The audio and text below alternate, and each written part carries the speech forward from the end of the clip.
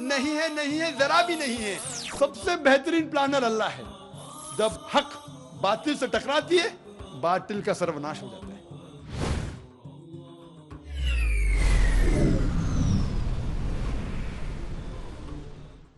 اقرأ أخيا ورتل القرآن اصبح بصوتك اسمع الأكوان اقرأ كلام الله داوي نفوسنا لنحس في أعماقنا الإيمان فؤاد كالحجارة قسوة فإذا وعى القرآن حين لانا.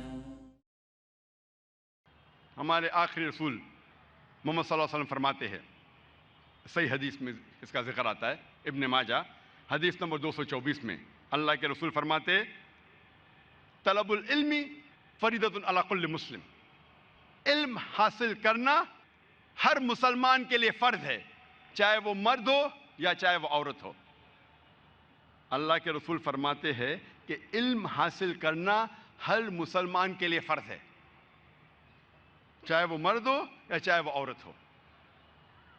اکثر ہم انسان سمجھتے ہیں کہ علم اور تعلیم صرف اسکول میں حاصل کی جا سکتی ہے، کالج میں حاصل کی جا سکتی ہے یا یونیورسٹی میں حاصل کی جا سکتی ہے. لیکن انسان کا سب سے بہترین درسگاہ، سب سے بہترین مدرسہ ہے اس کا اپنا گھر، اور سب سے بہترین مدرسہ ہے اس کی والدہ. والدہ انسان کی سب سے بہترین مدرسہ ہے، سب سے بہترین ٹیچر ہے، اور والدین کا فرض ہے کہ وہ اپنے بچوں کو صحیح تعلیم دے. ہم آج دنیا میں دیکھتے ہیں کہ کئی قسم کے معاشرے ہیں، کئی قسم کے سوسائٹیز ہے. کچھ سوسائٹی اسلامک ہے، کچھ سوسائٹی دیگر مذاہب کے بنیاد پہ ہے. کچھ لوگ رہ رہے ہیں مغربی معاشرے میں، ویسٹرن سوسائٹی میں، کچھ رہ رہے ایسٹرن سوسائٹی میں، مشرقی معاشرے میں. اللہ تعالیٰ فرماتے ہیں سورہ مائدہ میں، سورہ نمبر 5 آیت نمبر 3 میں کہ آج میں نے تمہارا دین مکمل کیا ہے اور اپنے احسان انسانیت پہ کامل کیے. اللہ تعالیٰ فرماتے سورہ مائدہ میں سورہ 5 آیت نمبر 3 میں کہ اس دن اللہ سبحانہ و تعالیٰ نے ہم انسانوں کے لیے ان کا دین مکمل کیا. دین مکمل ہونے کے بعد کچھ بھی نئی چیز دین میں جوڑی نہیں جا سکتی، کچھ بھی نکالی نہیں جا سکتی. بیسک بنیادی باتوں میں سے کچھ بھی نئی چیز جوڑا نہیں جا سکتا ہے، کچھ بھی نکالا نہیں جا سکتا ہے. اللہ سبحانہ و تعالیٰ نے 1400 سال پہلے ہمارے دین کو مکمل کیا. آپ کوئی بھی معاشرے میں جی رہے ہو، چاہے وہ مغربی ہو چاہے مشرقی ہو، اگر وہ معاشرے کی باتیں، تہذیب اگر قرآن یا حدیث کے خلاف نہیں ہیں، قرآن یا حدیث سے ٹکراتی نہیں ہیں، تو کوئی حرج نہیں ہے اگر آپ اس پہ عمل کرتے ہو. لیکن اگر اس معاشرے کی کوئی بھی بات قرآن و حدیث سے ٹکراتی ہے تو ہم مسلمانوں کے لیے اس پہ عمل کرنا حرام ہے. ہم دیکھتے ہیں آج خصوصاً مغربی معاشرے میں، مغربی تعلیم کے ذریعے ہم سائنس اور ٹیکنالوجی میں تو آگے بڑھ رہے ہیں، لیکن افسوس کی بات ہے کہ اخلاقی باتوں میں ہم نیچے جا رہے ہیں. سائنس اور ٹیکنالوجی میں مغربی ممالک ترقی کر رہے ہیں، لیکن اخلاقی باتوں میں ہم حق سے دور جا رہے ہیں. ہم دیکھتے ہیں کہ اس معاشرے میں شراب عام ہو رہی ہے، ڈرگز عام ہو رہے ہیں، فحاشی عام ہو رہی ہے، بلاತ್कार عام ہو رہے ہیں۔ ہم دیکھتے ہیں کہ اس معاشرے میں، ویسٹرن معاشرے میں لباس کم پہنا جا رہا ہے، اور جتنا لباس کم پہنتے ہیں اتنا معاشرہ کہتے ہیں کہ آپ ترقی کر رہے ہیں۔ یہ افسوس کی بات ہے، ہمارے اخلاق گرتے جا رہے ہیں۔ اسلام لفظ سلام سے آتا ہے، جس کے معنی ہے امن، سلامتی۔ اسلام لفظ آتا ہے سلم سے، جس کے معنی ہیں اپنی زندگی اللہ سبحانہ و تعالیٰ کے احکام کے مطابق بسر کرنا۔ اسلام کے معنی ہے امن حاصل کرنا، اپنی زندگی کو اللہ کے احکامات کے مطابق بسر کرنے کے بعد۔ اور اگر معاشرہ اسلام کے خلاف نہیں ہے، ہمیں کوئی حرج نہیں اگر آپ ان چیزوں پہ عمل کرتے ہیں، لیکن اگر وہ قرآن اور حدیث کے خلاف ہے تو ہم نہیں چاہتے کہ ہمارے بچے شرابی بنے، ہمارے بچے ڈرگ ایڈکٹ بنے، ہمارے بچے زنا کرنے والے بنے، ہمارے بچے بلاत्कार کرنے والے بنے۔ اللہ کے رسول فرماتے ہیں کہ ہر بچہ جب پیدا ہوتا ہے وہ دین الفطر میں پیدا ہوتا ہے۔ دین الفطر مطلب انسان جب بچہ پیدا ہوتا ہے وہ اللہ سبحانہ و تعالیٰ کے احکامات کے مطابق اپنی زندگی بسر کرتا ہے۔ دین الفطر یہ انسان کی فطرت ہے کہ وہ اللہ کا کہنا مانے۔ اس کے بعد بچے کے والدین، بچے کے بڑے، بچے کے ٹیچر ہو سکتا ہے کہ اس انسان کو بہکائے اور وہ آگ کو پوجنے لگے، بت پرستی کرنے لگے اور غلط راہ پہ جا سکتے ہیں۔ لیکن اصل میں ہر انسان جب پیدا ہوتا ہے وہ دین الفطر میں پیدا ہوتا ہے۔ ہر انسان جب پیدا ہوتا ہے وہ مسلمان بن کے پیدا ہوتا ہے۔ اگر والدین انہیں صحیح تربیت دیتے ہیں تو وہ اسلام پہ قائم رہتا ہے، ورنہ والدین کی وجہ سے، بڑوں کی وجہ سے، ٹیچر کی وجہ سے وہ بھٹک سکتا ہے۔ اسی لیے جب بھی کوئی غیر مسلم بنتا ہے، ہم انگلش میں کہتے ہیں کنورٹ، یا اردو میں کہتے ہیں نو مسلم۔ یہ نو مسلم لفظ بالکل غلط ہے۔ نو مسلم یا کنورٹ بولنا غلط ہے۔ صحیح لفظ انگریزی میں ہوگا ریورٹ، یا اردو میں کہوں گا لوٹا ہوا مسلم، کیونکہ ہر انسان پیدا ہوتا ہے مسلم، پھر وہ بہک کے غیر مسلم بنتا ہے۔ جب وہ واپس سیدھے راہ پہ آتا ہے صحیح لفظ ہونا چاہیے لوٹا ہوا مسلم۔ نو مسلم مطلب نیا مسلم، یہ غلط لفظ ہے۔ کنورٹ بھی انگریزی میں غلط ہے۔ ریورٹ مطلب وہ پہلے صحیح راستے پہ تھا، پھر غلط راستے پہ چل پڑا، پھر واپس سے ہی صحیح راستے پہ آیا۔ انگلش میں کہیں گے ریورٹ، اور اردو میں، میری اردو اتنی اچھی نہیں، میں کہوں گا لوٹا ہوا مسلم۔ نو مسلم یہ لفظ غلط ہے۔ اللہ کے رسول فرماتے، جیسا میں نے کہا تھا صحیح حدیث میں، ابن ماجہ کی حدیث نمبر 224 میں، طلب العلم فریضۃ علی کل مسلم، علم حاصل کرنا ہر مسلمان کے لیے فرض ہے، چاہے وہ مرد ہو یا چاہے وہ عورت ہو، اس کے لیے فرض ہے۔ اور والدین کا فرض ہے کہ وہ صحیح تعلیم اپنے بچوں کو دے، یہ ہماری ذمہ داری ہے۔ میں اکثر سوال کرتا ہوں اور آج میں ناظرین سے کرنا چاہتا ہوں، میں آپ سے پوچھنا چاہتا ہوں کہ جب ہم ہمارے بچے کے مستقبل کے بارے میں سوچتے ہیں، ان کے مستقبل کے بارے میں سوچنے کا صحیح وقت کبھی ہے؟ بچے کے مستقبل کے بارے میں سوچنے کا صحیح وقت کبھی ہے؟ ہم کیا چاہتے ہیں کہ ہمارے بچے مستقبل میں کیا بنے، کیا کرے، علم حاصل کرنے کے بعد کیا بنے، کیا پڑھے؟ صحیح وقت کب ہے؟ کب؟ اسکول میں ڈالنے کے وقت؟ کبھی कई लोग बिगड़ जवाब देते। कुछ लोग कहते हैं कि स्कूल से फारिग होने के बाद मैं मेरे बच्चे के मुस्तकबिल के बारे में सोचूंगा, क्या वो बड़ा बन के क्या बने, कि डॉक्टर बने, क्या इंजीनियर बने। कुछ लोग कहते हैं कि 10वीं के एग्जाम के पहले 2 साल पहले मैं उन्हें ट्रेनिंग दूंगा, तो 8वीं से मैं मेरे बच्चे के मुस्तकबिल के बारे में सोचूंगा। कुछ लोग कहते नहीं, जब बच्चा स्कूल में दाखिल करूंगा, मैं जब बच्चे के स्कूल के दाखिले के पहले मैं उसको एक अच्छी स्कूल में डालूंगा ताकि मैं उसे अच्छी तालीम दे सकूं। एक शख्स ने मुझे कहा कि जब मेरा बच्चा पैदा होगा उस वक्त मैं उसके मुस्तकबिल के बारे में सोचूंगा।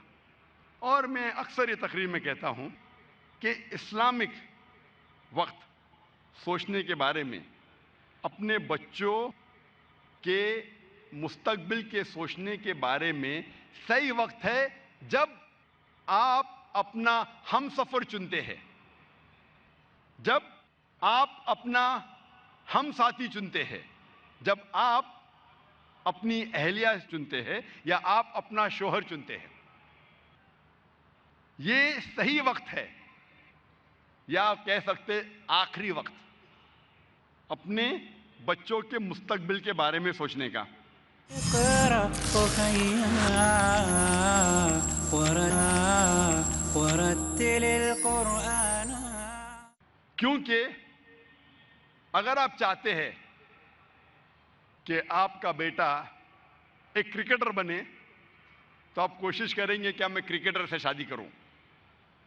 आप अगर चाहते हैं कि आपका बच्चा एक गायक बने, सिंगर बने, तो आप एक ऐसा हमसफर चुनेंगे जो गाना जानता है। हमसफर को चुनना बहुत अहम है अपने बच्चों के मुस्तकबिल के लिए। इसीलिए अल्लाह के रसूल फरमाते हैं कि जब आप अपना हमसफर चुनते हैं, अपनी अहलिया या अपना शोहर, तो इंसान 4 चीजें देखता है उस हमसफर में। एक है खूबसूरती, दूसरा है दौलत, तीसरा है अच्छा खानदान, और चौथा है नेकी, अच्छे अमाल। और अल्लाह के रसूल फरमाते कि सबसे बेहतरीन इन चारों में से है नेक अमाल। बाकी 3 भी आप देख सकते हैं, लेकिन सबसे बेहतरीन है नेक अमाल, अच्छे अमाल, दीनदारी। जब आप अपना हमसफर चुनते हैं, वो सही वक्त है अपने बच्चों के मुस्तकबिल के बारे में प्लान करने का। जब हम इल्म हासिल करते हैं, इल्म 2 किस्म का होता है। एक है दीनी इल्म और दूसरा है दुनियावी इल्म। हर वालिदैन का फर्ज है कि वो अपने बच्चों को तालीम दे।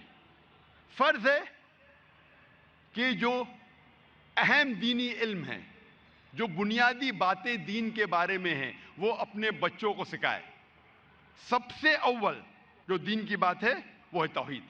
हर वालिदैन को अपने बच्चों को सिखाना पड़ेगा तौहीद के बारे में, कि अल्लाह एक है और उसके अलावा कोई माबूद नहीं। दूसरी बात है नमाज पढ़ना, तीसरी है ज़कात देना, चौथी है रोज़ा रखना, और 5वीं अगर हैसियत है तो हज करना। ये 5 अरकान हैं इस्लाम के। और इसके अलावा हमारा फ़र्ज़ है कि हम अल्लाह और अल्लाह के रसूल की बात अपने बच्चों को सिखाएं। जो सबसे बेहतरीन तोहफा आप अपने बच्चों को दे सकते हैं वो है कुरान मजीद। अक्सर मुसलमान अपने बच्चों को सिखाते हैं अरबी पढ़ना ताकि वो कुरान मजीद की तिलावत कर सके, और 80% से ज़्यादा मुसलमान गैर अरब है, अजम हैं, वो अरबी नहीं जानते। लेकिन फिर भी उसके बावजूद खुसूसन हिंदुस्तान में, इस देश में, हम हमारे बच्चों को कुरान मजीद पढ़ना ज़रूर सिखाते हैं। अच्छी बात है अल्हम्दुलिल्लाह, लेकिन अफसोस की बात है कि हमारे बच्चे قرآن مجید کی تلاوت تو کر سکتے لیکن اس قرآن مجید سے ہدایت نہیں پاتے کیونکہ ہم عربی نہیں سمجھتے۔ تلاوت کرنا اچھی بات ہے، آپ کو ثواب ضرور ملے گا، لیکن جو ثواب آپ کو جنت میں لے کے جا سکتا ہے وہ ثواب ہے قرآن مجید کی باتوں پہ عمل کرنا۔ اگر آپ قرآن مجید سمجھ نہیں سکیں گے تو آپ عمل کیسا کریں گے؟ افسوس کی بات ہے کہ ہمارے والدین نے اسے اہم نہیں سمجھا کہ وہ ہمیں عربی زبان سکھائے، لیکن آج ہمیں ہمارے بچوں کو عربی زبان سکھانا بہت ضروری ہے تاکہ وہ اللہ سبحانہ و تعالیٰ کا کلام خود اپنے آپ سمجھ سکے۔ سب سے بہترین تحفہ اگر آپ اپنے بچوں کو دینا چاہتے ہیں وہ ہے عربی زبان سکھاؤ اور قرآن مجید پڑھنے کے لیے کہو اور اس سے ہدایت پاؤ۔ اس سے بہترین تحفہ میں نہیں جانتا ہوں کہ بچوں کو عربی زبان سکھاؤ، پڑھنا اور سمجھنا، صرف پڑھنا نہیں، پڑھنے کے علاوہ سمجھنا، تاکہ وہ قرآن مجید کو پڑھنے کے بعد اللہ سبحانہ و تعالیٰ کے احکامات پہ عمل کر سکے۔ دوسری قسم کی علم ہے دنیاوی علم۔ وہ دنیاوی علم جو آپ کو اپنے رب، اپنے خالق کے قریب لے جاتا ہے وہ آپ کے لیے بہت بہترین ہے، لیکن وہ علم جو قرآن اور حدیث کے خلاف ہے، اپنے رب، اپنے خالق سے دور لے جاتا ہے، وہ آخرت میں کوئی فائدے کا نہیں۔ اور آج کے معاشرے میں سب سے بہترین پیشہ جو سمجھا جاتا ہے وہ ہے ڈاکٹر کا۔ اکثر والدین کی خواہش ہے کہ میرا بیٹا ڈاکٹر بنے۔ ڈاکٹری کے پیشے میں جب علم حاصل کرتے ہیں میڈیسن کے بارے میں، اس میں کئی فائدے ہیں۔ میڈیسن کا علم جاننے کے بعد آپ ہزاروں انسانوں کی جان بچا سکتے ہیں، اچھا ہے، لیکن اس علم کے ذریعے آپ غلط کام بھی کر سکتے۔ ایک طرف ہے کہ آپ انسانوں کی جان بچا سکتے، دوسری طرف ہے کئی بار نوجوان جب زنا کرتے ہیں وہ ڈاکٹر کے پاس جاتے ابارشن کرنے کے لیے، بچے کو گرانے کے لیے، حمل کو گرانے کے لیے۔ یہ میڈیسن کے علم کے ذریعے کئی ڈاکٹر ابارشن کرتے ہیں ان نوجوانوں کے زنا کو چھپانے کے لیے۔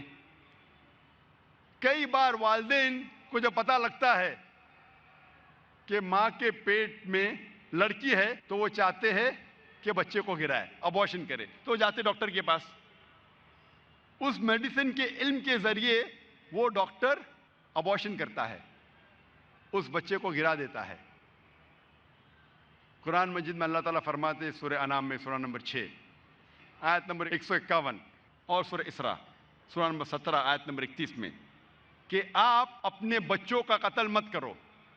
اللہ سبحانہ و تعالیٰ آپ کی اور آپ کی بچوں کی پرورش کریں گے، آپ فکر مت کرو، آپ اپنے بچوں کا قتل مت کرو۔